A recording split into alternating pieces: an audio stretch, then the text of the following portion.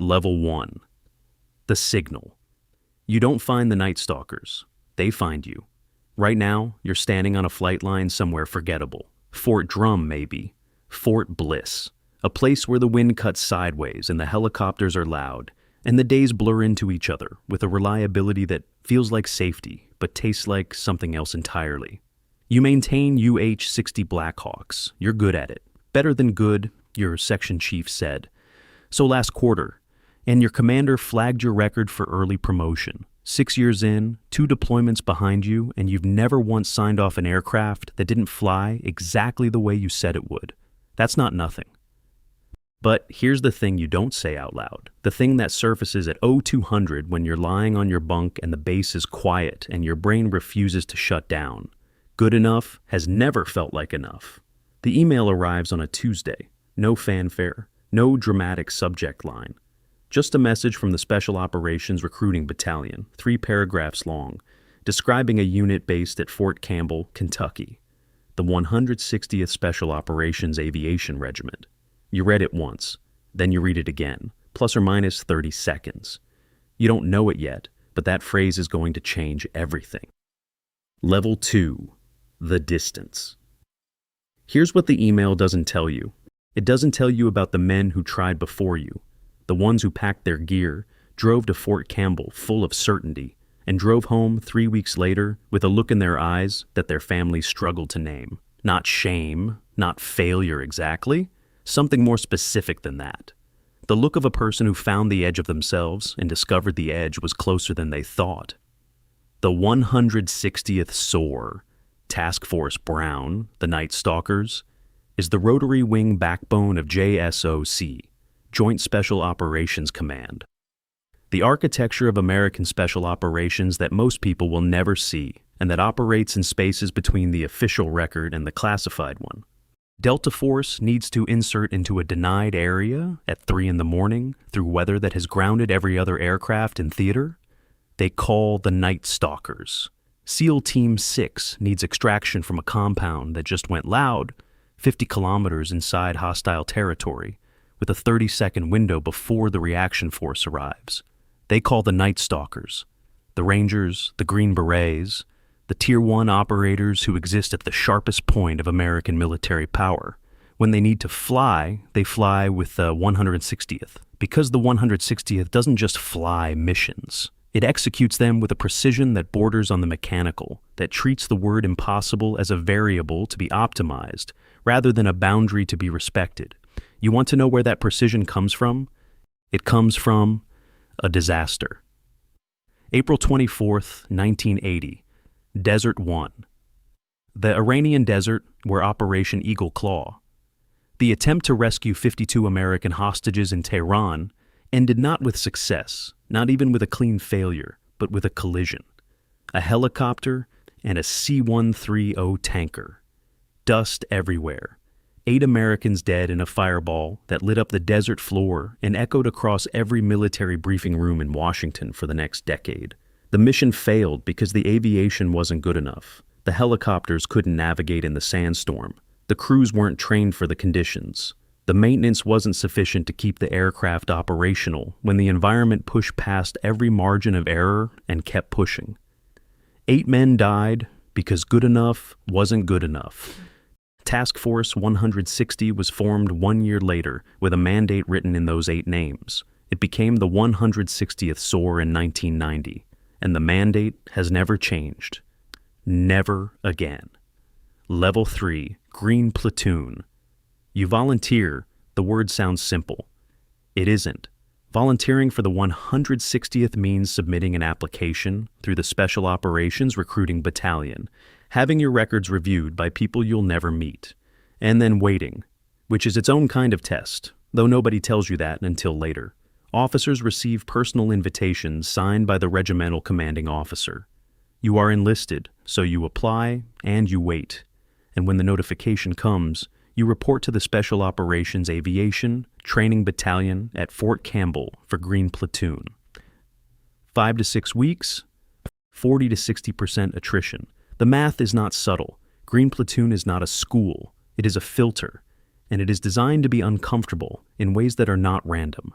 Every discomfort is engineered to reveal something. Your 12-mile ruck with 50 pounds of weight isn't testing your legs. It's testing the conversation you have with yourself at mile 8, when your legs have already answered, and the only thing still in question is whether you'll let them stop. The swim in full gear isn't testing your swimming. It's testing whether you can function in a body that wants to panic while your mind insists on staying operational. The night-land navigation isn't testing your compass skills. It's testing whether you make good decisions when you're exhausted and cold and alone. And the correct answer requires you to trust a calculation you made 20 minutes ago with hands that were shaking. The cadre watch you the way a forensic examiner watches a crime scene, looking not for the obvious evidence, but for the small details that tell the real story. They've seen 100 versions of you walk through this course. They know what braking looks like from 30 meters away. They know the difference between a soldier who's struggling and a soldier who's deciding whether to quit. And they know that the decision, not the struggle, is what they're actually evaluating.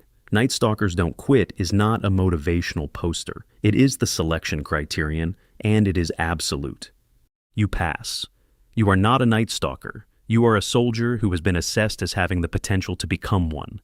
And the distance between those two things is measured in years. Level 4. The Maintainer. Your MOS is 15T Black Hawk Mechanic. You understand intellectually that the MH-60 you're now responsible for is not the U-60 you spent 6 years working on. You understood it from the email, from the briefings, from every conversation you've had with the SOATB instructors who run your airframe qualification course. Understanding it intellectually and confronting it physically are different experiences. The modifications are classified. The full inventory of what makes these aircraft different from every other helicopter in the Army's fleet is information you are only permitted to access at the level your clearance allows. And your clearance, which felt significant 6 months ago, feels modest now. Terrain-following radar, forward-looking infrared, aerial refueling probes, advanced avionics packages that don't appear in any maintenance manual published for the conventional force. You learn what you're permitted to learn. You study the systems, the tolerances, the failure modes, the margins. Then you learn the thing no manual can teach you. Every aircraft you sign off will carry human beings into places where everything is trying to kill them. The environment, the enemy, the physics of a helicopter operating at the edge of its performance envelope in conditions it was not originally designed to survive. When you sign the maintenance log, you are making a promise, not to the aircraft, not to the regiment, to the people who will be on board. The promise is simple. This aircraft will perform. There is no conditional version of this promise. There is no footnote, no hedging, no acceptable margin of imperfection. A hydraulic failure at 50 feet above the ground at night, at 140 knots over terrain that will not forgive the impact, means a crash that kills the crew and the special operations soldiers in the cabin. You are a maintainer. In the 160th, that means you are a combatant, not in the way the door gunner is a combatant, but in the way that every link in a chain that cannot afford to break is structural. Thus, remove you, and something catastrophically important ceases to function. You don't sign off your first aircraft without sitting with that for a moment. You shouldn't. Level 5. The crew member. 2 years as a maintainer, maybe 3.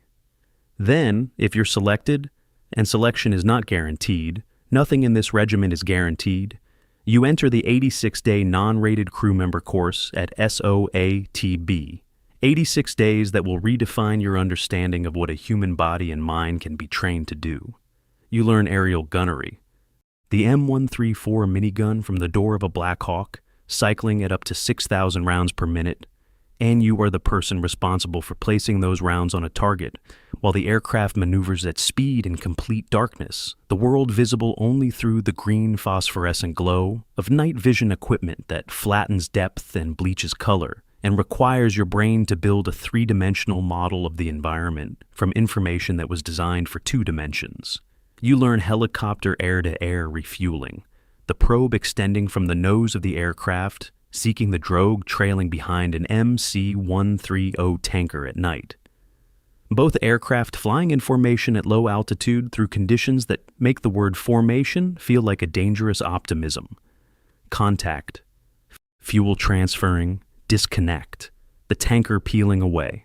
You've just extended the aircraft's range by a factor that changes the tactical calculus of what the operators on the ground can be asked to accomplish. You learn what it means to be the pilot's eyes in the back of the aircraft. Wire, left, 30 meters. Terrain rising, 3 o'clock. Obstacle, 12 o'clock, brake right. The crew chief is not a passenger.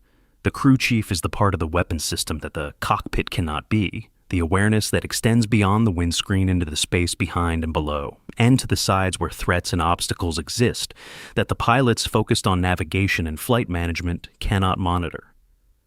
October 3rd, 1993. Mogadishu. You know the story. Everyone in aviation knows the story, and the Night Stalkers know it differently than everyone else. Super 61 and Super 64. 2 Black Hawks shot down over the city in broad daylight during a mission that was supposed to take 30 minutes and instead became a 15-hour battle. The crews of those aircraft fought on the ground after the crashes. Crew chiefs and pilots became infantrymen in the streets of a city that was trying to kill them with whatever weapons they had, with whoever was still alive, because the aircraft was down and the mission had deviated beyond every contingency and the only remaining option was to fight. Night Stalkers don't quit is a behavior you demonstrate when the aircraft is burning. Remember that. Level 6. The pilot. You are a warrant officer. CW2, maybe CW3 if you came to the regiment with significant flight hours. And you came with at least 500 because that was the threshold, and the threshold exists because the 160th doesn't have time to teach you to fly. It has to teach you to fly like this. There is a distinction between those two things that will become clear on your first night flight in the regiment. You've flown at night before. Every Army aviator flies at night. You understand night vision goggles. You've done your NVG hours. You're comfortable in the green-lit darkness that NVGs produce. What you are not prepared for is nap of the earth, 50 feet, sometimes less. Moving at 140 knots, that's approximately 160 miles per hour for the context, over terrain that changes with every second, that rises without warning, that hides power lines and structures and natural obstacles that appear in your NVG field of view as shapes requiring instant interpretation and instant response. Because at 140 knots, the distance between I see it and I've already hit it is measured in fractions of a second. You fly in formation, multiple aircraft, maintaining spacing measured in rotor diameters, the length of your rotors, while both aircraft maneuver through terrain that neither pilot can fully see and that the radar is painting in real time. Your formation partner is 50 feet to your right, traveling at the same speed, and the physics of what happens if either of you makes the wrong input at the wrong moment are not physics you want to contemplate while you're making inputs. Time on target, plus or minus 30 seconds, not plus or minus 5 minutes, not approximately 30 seconds. The operators on the ground have built their entire assault plan around your arrival time, and they've built it that precisely because the Night Stalkers have trained them to expect that precision, and 31 seconds late could be the difference between the element of surprise and a defensive position waiting with weapons already pointed at the landing zone. You begin to understand, at this level, what the standard actually costs. The answer is everything. Level 7, the veteran crew, multiple deployments. Afghanistan, Iraq, Syria, Africa.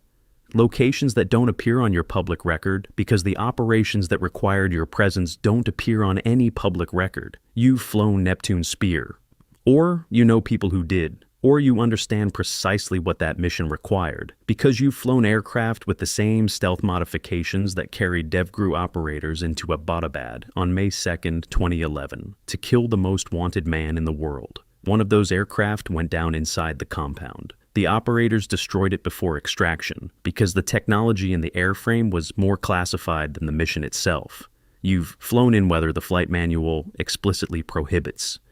You've landed in confined zones where the rotor tips cleared obstacles by feet, where the brownout conditions created by your own downwash eliminated all visual reference, and the only data available was what the instruments reported, and what the symbology projected on your NVG display, computed from sensor data that might be 1 second old.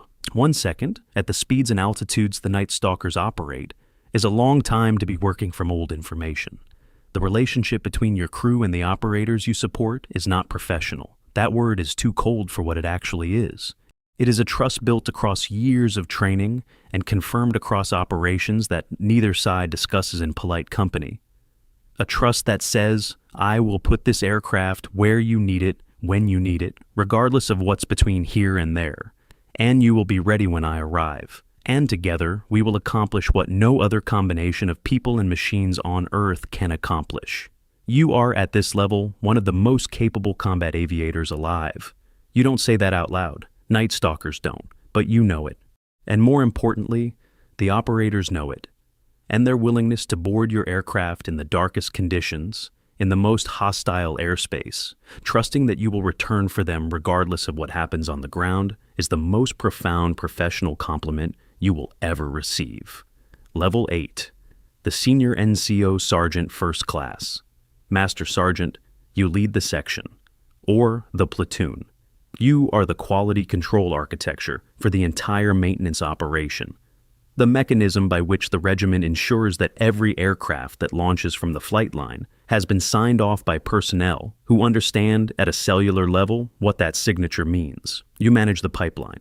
Green platoon, graduate to qualified maintainer, 1 to 2 years. Maintainer to non-rated crew member, 2 to 3 years, plus the 86-day course. The full pipeline from initial assessment to experienced crew member spans 5 to 8 years and represents an investment the regiment makes in each soldier that is measured in hundreds of thousands of training dollars and in something that has no dollar value at all. Institutional knowledge accumulated across operations that were classified when they happened and remain classified years later, carried in the memory of people who were there. The civilian aviation industry pays more. You know this. The defense contractors pay more. You know this too. They don't ask you to be wheels up at 200 on 4 hours notice. They don't send you to locations you learn about after you're already airborne. They have predictable schedules and health benefits and 401k matching programs, and you could have any of that tomorrow if you made one phone call. You're still here. The Night Stalker creed ends with words you've recited enough times that the words have worn grooves in your thinking. I volunteer to fly into combat. These words are a declaration which sets me apart. The declaration is not what keeps you here.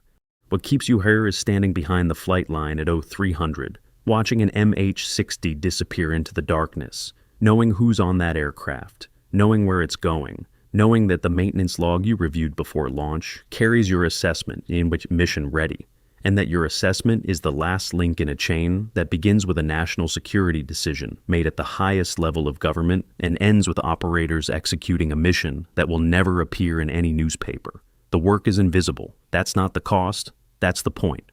Level 9, the Standardization, Pilot CW4, CW5.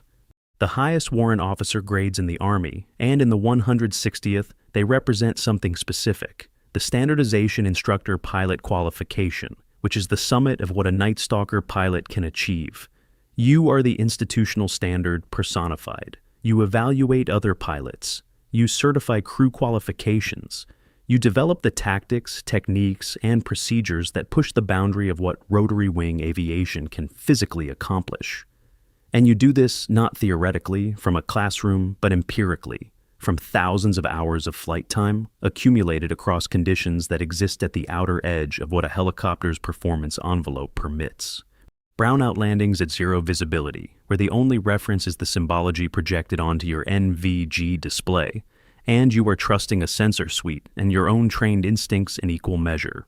High-altitude insertions in the Afghan mountains at 10,000 feet, where the air is thin enough that the aircraft's hover capability is marginal, and the margin between controlled flight and an unrecoverable descent is measured in pounds of rotor lift that the machine may or may not produce depending on temperature, weight, and atmospheric conditions that were never fully predictable. Maritime operations on ships whose decks are moving in sea states that cancel Navy flight operations. Conventional Navy flight operations, not yours. Aerial refueling in turbulence at night in weather the flight manual explicitly prohibits. And you know exactly what the flight manual says because you helped write the supplement. The knowledge you carry cannot be found in any manual. It was accumulated across decades of combat operations, and it lives in you and the responsibility of your position beyond the evaluations, beyond the certifications, beyond the TTP development, is to transmit that knowledge before it dies with you. Every standardization pilot in the 160th is, among other things, a firewall against institutional amnesia. Level 10, the command. You command a battalion, lieutenant colonel, or colonel, regimental commander responsible for approximately 2,700 personnel, hundreds of modified aircraft, and the support infrastructure that keeps the fastest deployable task force in the world at a readiness state that most military units don't attempt to maintain even during active conflict. You attend briefings where the words National Command Authority appear in the first slide. You make decisions about crew assignments and aircraft allocation and mission risk that have consequences extending into the national security apparatus. Because when the president authorizes a mission and JSOC tasks your regiment to fly it, the success or failure of that mission may depend entirely on whether your crews can do what the mission requires: arrive at the target. Plus or minus 30 seconds, in darkness, at low altitude, in hostile airspace, deliver the operators, return for extraction. The weight of this is not abstract. It is specific and it is constant, and every commander of the 160th SOAR has carried it since the unit was built, from the wreckage of Eagle Claw with a mandate written in 8 names. Never again. Never again would American Special Operations fail because the aviation wasn't adequate. Never again would the pilots be unable to navigate in darkness. Never again would the maintenance be insufficient to keep aircraft operational when operational was the only acceptable condition. The standard does not change with the commander changes to meet the standard. Level 11, the cycle. Right now, at a combat aviation brigade somewhere in the conventional force, a staff sergeant is reading an email. He's been a maintainer for 6 years. He's deployed twice. He's good at his job. Genuinely good, the kind of good that gets noticed, that gets him flagged for early promotion, that earns him the professional respect of people whose professional respect is worth having. He's never signed off an aircraft that flew at 50 feet above the ground at night into a landing zone where operators were waiting under fire. He's never maintained an airframe modified with equipment he doesn't have the clearance to know exists. He's never been part of a unit whose creed includes the words "I volunteer to fly into combat," and whose history includes Mogadishu, where 2 Black Hawks went down and the crews fought in the streets, and Abbottabad, where stealth-modified helicopters carried operators who killed the most wanted man in the world, and dozens of other operations that will never be declassified because the missions they supported were classified, and the aircraft that flew them were classified, and the only people who will ever know the full inventory are the people who were on board. He reads the email. He reads it again. Plus or minus 30 seconds. The phrase does something to him that he doesn't have precise language for. Not ambition. Ambition is about what you want to achieve. This is more like recognition, the sense that the standard being described is the standard he has always been trying to reach in units that didn't know how to define it. Nightstalkers don't quit. The phrase is a filter. It's been a filter since 1981, since Task Force 160 was assembled from the best aviators in the Army with a mandate to become something the Army had never produced before. It identifies the people who hear it and feel something respond. Not excitement, not calculation, but something quieter and more durable than both. The recognition that this is the thing. He contacts the recruiter. Somewhere, an MH-60 is lifting off a flight line in darkness, rotating north, descending to 50 feet above terrain that the crew is reading through NVGs and radar and the accumulated knowledge of thousands of hours of exactly this kind of flying. The operators in the cabin don't check their watches. They don't need to. The Night Stalkers are never late. The cycle begins.